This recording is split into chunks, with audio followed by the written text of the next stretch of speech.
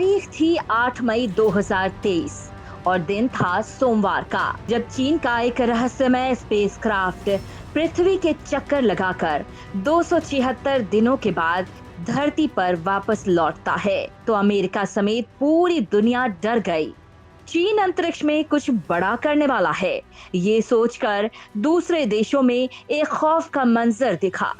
चीन अपने इरादों को पूरा करने के लिए कितना गलत कर सकता है और उसे दुनिया में कितनी मुसीबत हो सकती है, ये सबको पता है। लेकिन वो अंतरिक्ष में क्या कर रहा है, इस बात की भनक सुपर पावर अमेरिका को भी नहीं है। चीन ने इस स्पेस क्राफ्ट के सभी इम्पोर्टेंट डिटेल्स को दुनिया से छिपाया है। सिर्फ एक जानकारी शेयर की है कि ये स्पेस क्राफ्ट अननेम्ड था, यानी कि ये बिना ह्यूमन के संचालित किया जा रहा था। आखिर चीन ने अपना सीक्रेट स्पेसक्राफ्ट अंतरिक्ष में क्यों भेजा था और चीन इसके बारे में क्या सबसे छुपा रहा है, ये वो सवाल है जिनसे लोग परेशान हैं। दोस्तों, आज के इस वीडियो में हम आपको बताने वाले हैं कि चीन के इस रहस्यमय स्पेसक्राफ्ट की पूरी कहानी क्या है और साथ ही आपको बताएंगे चीन के वो खतरनाक इरादे जिससे पूरी दुनिया को झेलनी पड़ सकती है बड़ी मुसीबत। दोस्तों, चीन ने पिछले कुछ 10 सालों में स्पेस रिसर्च के फील्ड में बहुत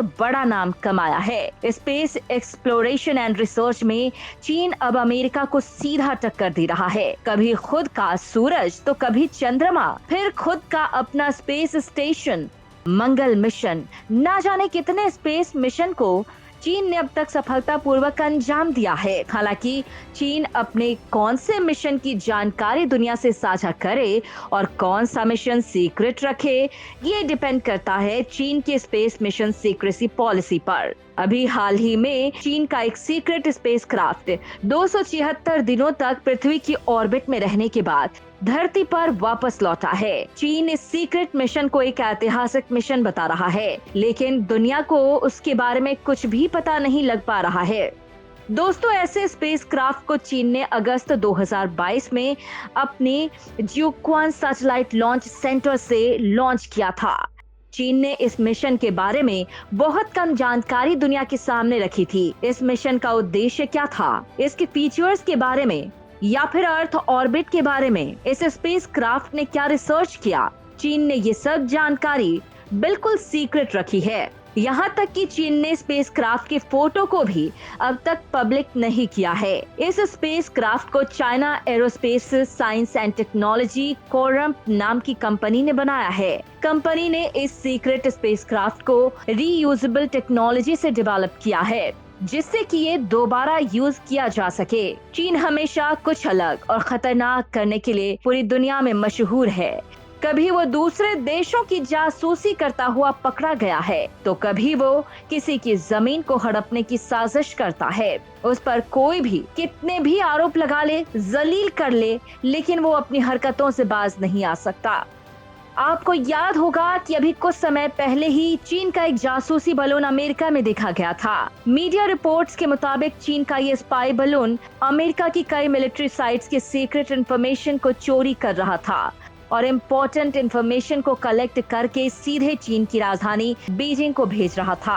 हालांकि अमेरिका ने उसे स्पाई बलून को अमेरिकन स्पेस में एंटर करने पर मार गिराया था, लेकिन चाइना का उस पर कहना कुछ और ही था। चीन ने कहा कि ये कोई स्पाई बलून नहीं था, एक सिविलियन बलून था जो एक्सीडेंटल यानी अनजाने में अमेरिकन टेरिटरी में एंटर कर गया था। दोस्तों, ऐसे एक नहीं बल्कि चीन अपनी कई हरकतों से दुनिया को परेशान करता रहता है।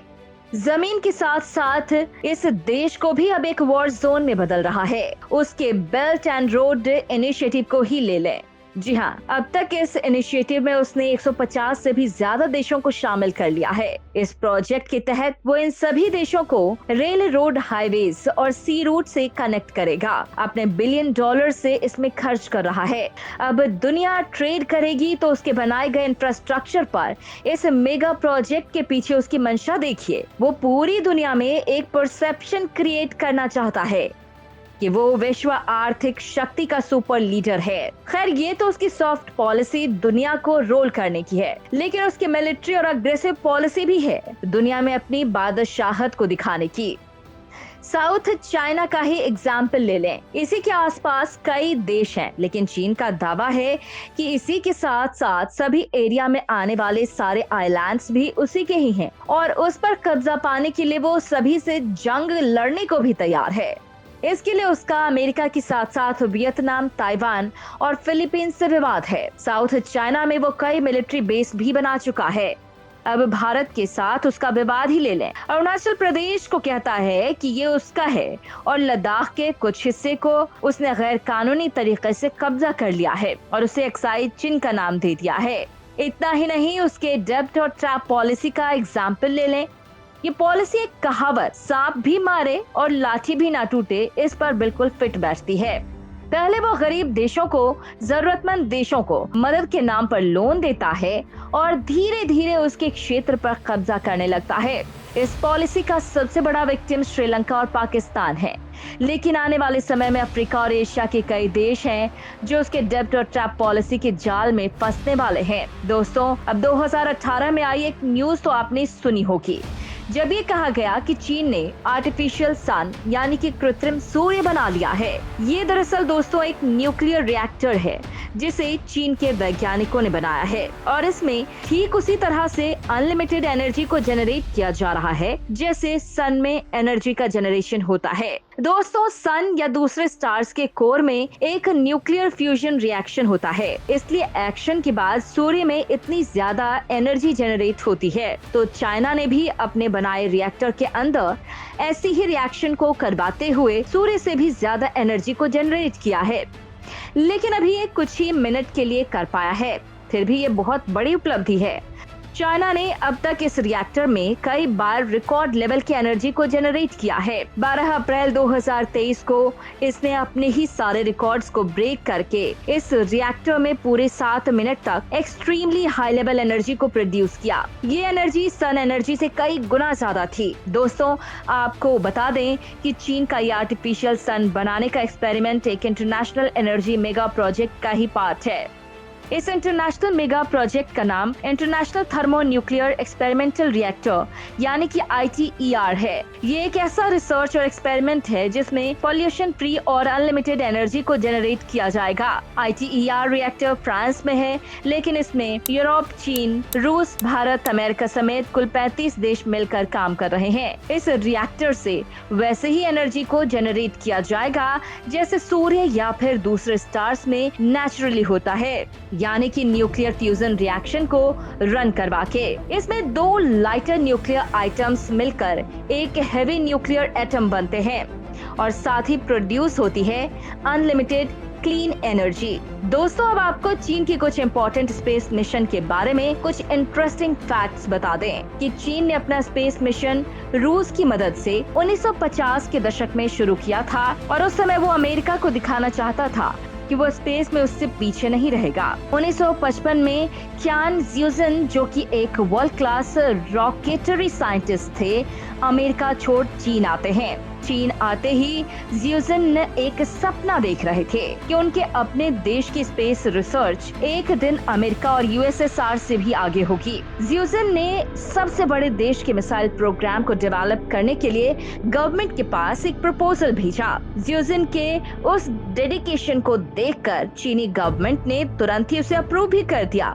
8 अक्टूबर 1956 को चीन के पहले मिसाइल रिसर्च इंस्टीट्यूट की स्थापना हुई और तब उस इंस्टीट्यूट में मात्र 200 स्टाफ थे और सारे स्टाफ का रिक्रूटमेंट खुद ज़्यूजिन ने ही किया था।